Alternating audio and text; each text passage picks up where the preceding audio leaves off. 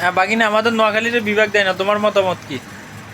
আমাদের মতামত হচ্ছে নোয়াখালী যে বিভাগ যে দেয় না এটা বললে ভুল।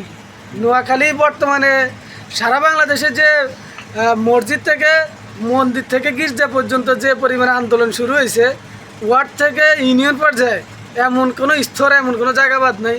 তো বর্তমানে কুমিল্লার ভাইদেরকে উদ্দেশ্যে বলতেছি, আপনারা আপনাদের মুখের উপর জুতা মারা দরকার।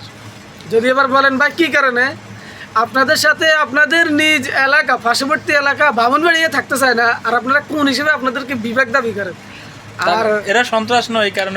সন্ত্রাস হয় অবশ্যই। আর আজকে যে দুর্ঘটনা আপনারা ঘটাইছেন, আপনারা ভাবেন যে নোয়াখালীর একটা বাস আটকেছেন, এই বাস আটকেই আপনারা বহুত কিছু করে ফেলাইছেন।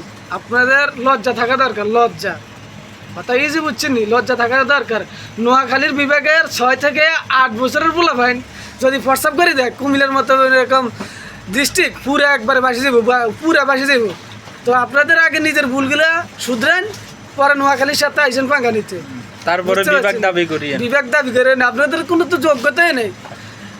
আমরা যদি এরকম করি যে সিটাগান থেকে বন্দরের থেকে মাল আসার যদি রাস্তাটা যদি বন্ধ করে দিই, তাহলে আপনাদের কুমিল্লা আপনাদের পচা টমাটো আপনারাই খাই মরতে হইব। তাই যে বুঝছেন নি? তো অতএব আপনাদের ভাগ্যে আছে নোয়াখালীর ফরসাপ আর মুদ পায়খানা, এগুলোই আপনাদের অভ্যস্ত হয়ে গেছে। কথা বুঝেন নাই?